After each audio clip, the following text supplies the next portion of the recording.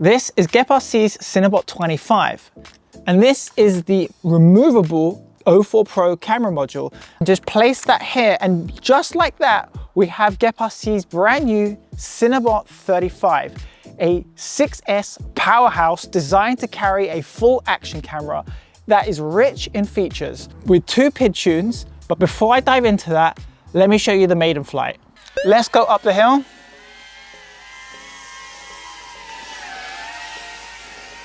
So we have a nice cruising speed of around 50 kilometers an hour. It is fairly loud, but I'm also in a quiet place. It's so controllable. Look at how controllable this is for a 6S.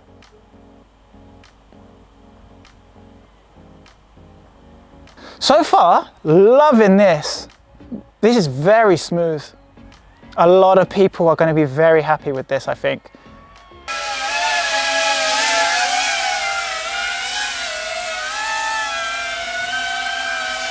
Sick. Just want to say a big thanks to GEPRC for sending me the Cinebot35 to test out. They are not paying me for this review, and you don't get to see this video before it goes live. So you're getting my honest thoughts. This is GEPRC's second drone using this camera module system that they created. It's a 6-point dampening system, and it's really cool because it minimizes jello. It's built rock solid as well. And the great thing is, if you already have the Cinebot25, you can just get the Cinebot35 and then just unscrew 4 screws and a cable and move it across, and you have a completely new drone. And you could just switch between the two, which is fantastic. This saves you a lot of money. The 04 Pros are not cheap, and that's if you can find them in stock. I don't know what it's like in the US, especially with the ban that's ongoing still, but here in Europe, so hard to find. There's like maybe 1 store at a time. I'm on so many waiting lists, just trying to find them. So having this camera module system is great, especially in current times, making it hard to find. You can just switch between the two. I do really like this design as well, and I'll talk about that later in the video where we deep dive on the actual frame. Actually, here's a buying tip. Wouldn't it be cheaper to buy the 04 Pro version of the Cinebot25 and then just get without the 04 Pro version of this, and it will be cheaper? Maybe? I don't know. Let me know in the comments, or maybe I'll put it up on screen, the prices. Now, the good thing with this design is GEPRC have told me that they have more drones coming with using this modular unit. So this is fantastic. We're going to have more drones, and we're just being able to move one from the other. And essentially all it is a cable and 4 screws. I'm not sure how I feel about it if it was like a dedicated bando basher, but for Cinewhoops or for like long range drones, I'm cool with this. Like, this is really handy. Now, when I first started buying GEPRC drones, they were packaged decently, but over the years from buying them and then sending them out to me, they've actually improved quite a bit, and you get quite a lot in the box as well. Things like spare props, spare screws, straps, like you have a decent amount of kit, and it's very generous, and I'm really happy with it. They haven't been providing keychains lately. I wish they would start putting them back in, or at least something else, like just a small little gift. It's a token of appreciation, and it helps with branding too. I also really like the fact that with the Cinebot35, because it is bigger and more powerful, they did include the TPU mount for the GoPro, even the hardware for it, which is very good, because of it, sometimes in the earlier days, I was like, great, wrong TPU mount, didn't have the screw. Really frustrating. I built my kit up over time now, but really happy they did that. And I should show you some flight footage of this handling the Action 5 Pro.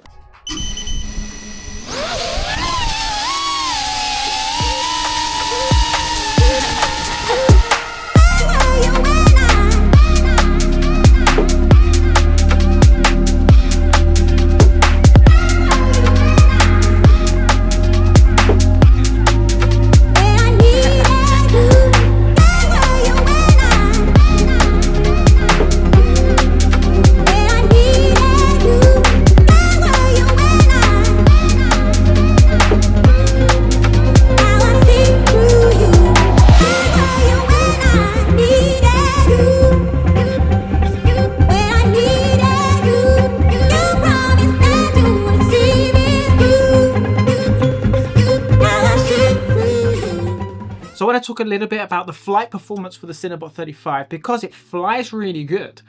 As a 6S drone, I'm probably cruising around 25 to 30% throttle, which is great, nice and efficient. However, it's got plenty of power because of the 6S and less sag as well. So if you want to do some freestyle, you want to do some punch outs, it can do that. Because of the extra power, it can carry a full-size action camera, which is great. So whether you're flying GoPro or DJI Action 5 or DJI Action 6, this will handle it no problem. Now, when I was flying, there was some high winds towards the end of my flying session, and I did notice that the drone was wiggling a little bit.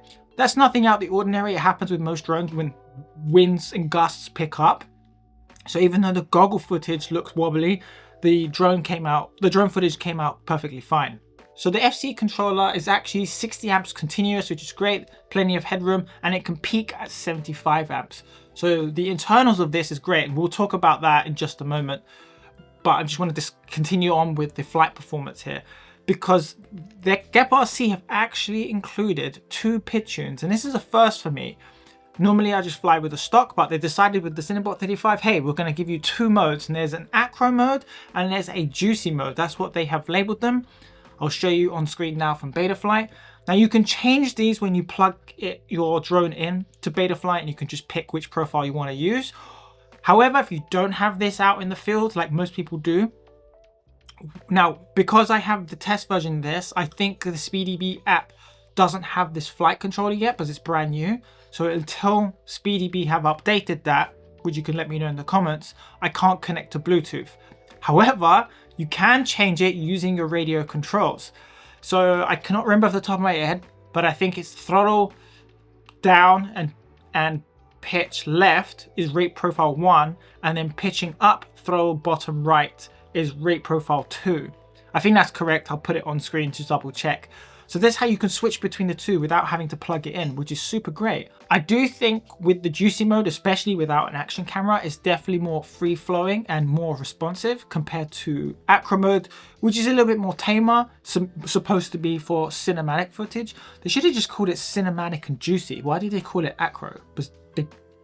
Anyway, what I'll do is I'll put the flight times that I got on screen with all the batteries, because you tested this with a 1550 and a 1300, I believe. So yeah, I'll put everything on screen now so you can see the flight times, and that was with an action camera and without an action camera. And these flights that I do, they're essentially just me cruising. I'm not doing anything drastic. I want to see how much flight time I can squeeze out the battery. Probably unrealistic, but we want to see the maximum flight times and to see if I can get as close as to GEPRC's claims. It's very smooth, very smooth. Oh, look at this. I am shooting full auto right now, so I'll add ND filters later when I do further testing. But this is a new spot close by, which is nice. So we have construction over there, but we have these massive fields. Look at the clouds today. That looks awesome. Do you know what? Even in this pitch tune, it's pretty good at freestyle.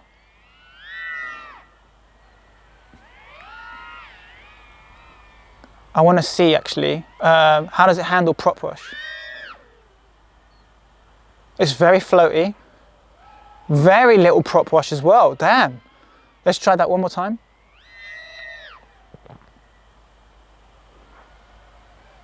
Yeah, but that's normal. When you're straight into the wake, it's actually quite not bad. Should we see if GPS rescue works? So what I've done is I've customized one of the buttons to act as a failsafe. So it literally just pretends I lost control, even though I have GPS rescue working. So I'm gonna press GPS rescue first. Okay, it seems to be working, yep. Look at that, okay. That's good, I'm gonna disable that, we're back into normal.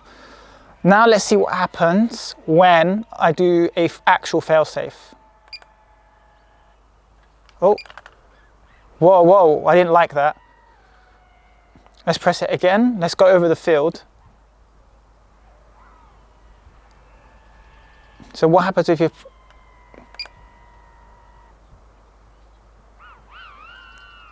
Yeah, look at that.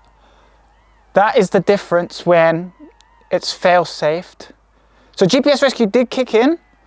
It's just the reaction to the throttle. So I need to make one setting change, which is why I wanted to know the throttle value. But it's just literally one thing that you need to change in Betaflight for it to work how I like it to work. It's basically Joshua Bardwell's procedure. I'll link that in the video down below. Otherwise, smooth. I have a feeling this is going to be a very popular quad. Very popular. I can't wait to stick some ND filters on as well. I'm surprised, like with the clouds, like look at that. Those clouds look absolutely epic today. Now, if you made it this far into the video, that means you're finding value from what you're seeing, and I'm providing enough information on this brand new drone from GEPRC. So I'd really appreciate it if you just hit that like button, because one, it tells me that you enjoy videos like this and I can make more of them, because I really do enjoy flying these drones and sharing that with you. It also tells YouTube like, hey, this guy knows what he's doing. This is a really good video. Let's share it with more people. That's essentially what the like button does. Also, if you enjoy content on drones, camera gear, photography, then hit that subscribe button, because I'd love to have you along. And also, let me know in the comment section down below, have you picked up the Cinebot25 and will you be picking up the Cinebot35? Also, what other FPV drones and radios or whatever, anything FPV, just drop it in the comments, because that helps me get an idea of what other videos to make. How does it sound?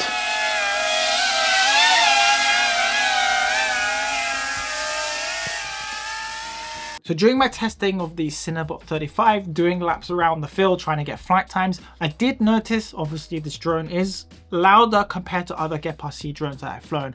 I mean, it's not the end of the world, because this is not a sub 250 drone. I mean, if you're going to be flying near people, doing crowded events, you'll be using a drone that is much lighter than this. However, this drone is designed for chasing, so action. So think cars, motocross, bikes or rally, whatever it's going to be. This drone's perfect for that. And cars are already loud, so the noises could be insignificant. But yeah, it's something to take note of. If you are going to be flying maybe near rural parks and maybe there's a row of houses, this drone might get a little bit noise, but when you send it away, it's not that bad at all. Now, this drone is obviously not small either, so you're not going to be flying it indoors like its smaller counterpart, the Cinebot25, or you probably go even smaller than that, like Darkstar 22. Now, the one thing I did notice when I was testing is that because this drone has a GPS with a compass, that means my home arrow was pointing the wrong way. And lucky for me, I know my orientation during my testing and I knew where to fly back. Even though GPS rescue worked, the home arrow was wrong. So I had to do a little bit digging, and I found an article from Oscar, which I'll link down below. But essentially you need to calibrate the GPS, make sure it's the right orientation. So the Oscar's page has a lot of information. And then you just have to decide which way round it is, plug it into Betaflight, make sure the battery's connected and GPS is active as well for it to show up, because if you plug it in without the battery, the magnetometer alignment doesn't come up. And also you need to do a sensor configuration for magnetic declination for your actual magnetic north as well. Again, this page explains everything, but once you do that, it fixes your home arrow, and then you just have to calibrate it, again, using the radio sticks from Betaflight. If you have any trouble, just let me know in the comments. But yeah, this was the first for me, because other drones I haven't had a compass built into the GPS. So normally your home point is sorted, because the minute you fly in one direction, it just solves itself out. But the compass overrides that completely. So if you have issues with that, just check this page out and it will fix that. Oh, my home arrow is also pointing in the right direction, which is good. So my compass is now fixed. So GEPRC have made a really solid drone here. Like, the quality is amazing. Like, it is, whoa, that is really rigid. Like, that is strong. So it's going to take quite a bit of a beating. So essentially, the Cinebot35 is a carbon copy of the 25, just bigger and better. We also have all new internals. This is an FC Taker H743 Mini. So this is actually similar, I believe, to the one in the Mod 7, just miniaturized for this. Just the way this whole drone is designed and laid out, like you have good access from the bottom, you have good access from the top, you have the modular camera unit, you have the GPS mount at the back, which is removable. You have this mount for your ELRS receiver, which I did install. You have your LED light. You have access to the DJI 04 port at the bottom and the SD card at top. Compared to GEPRC's older drones, maybe I should do this on another video, because with the Cinebot 25 I had, it was a bit of a handful to try and get easy access stuff. Here, they just designed it so well. It's actually brilliant.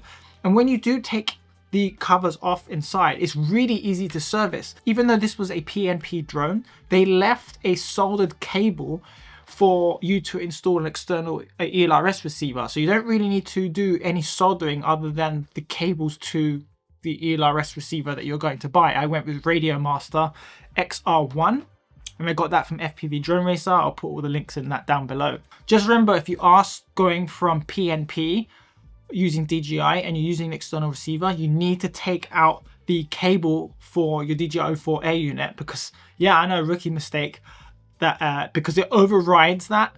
So it's literally take one cable out, install the ELRS receiver, and then you have to toggle the one switch to, I think it's Crossfire rather than S-Bus, and then you're good to go. And this is also loaded with goodies, like it has an anti-spark system, perfect, so you're going to protect your electronics. It has a buzzer, LED beck, the USB tuning port at the back, which is brilliant. And it comes with a GPS, and the GPS has a compass as well. Yeah, fully loaded drone, really well spec'd and tuned. I'm really happy with this. So here's my final verdict on the GEPRC Cinebot 35, and I think it's great. I can't really think of any flaws, to be honest. It has a modular camera unit, which you can swap with the Cinebot 25, which came out earlier this year. It's built well, it's solid, it's feature rich. I mean, the only flaw was trying to like calibrate the compass, but that was pretty much it, and it wasn't that hard. I'm not sure on price, because obviously it's pre-release, but if we look at the Cinebot 35, which has got to be the model that this replaces, it's going to be around that 500 US mark.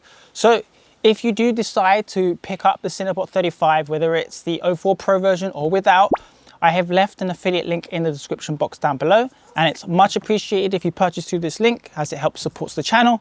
I get a small commission. You also get 5% off through that link as well.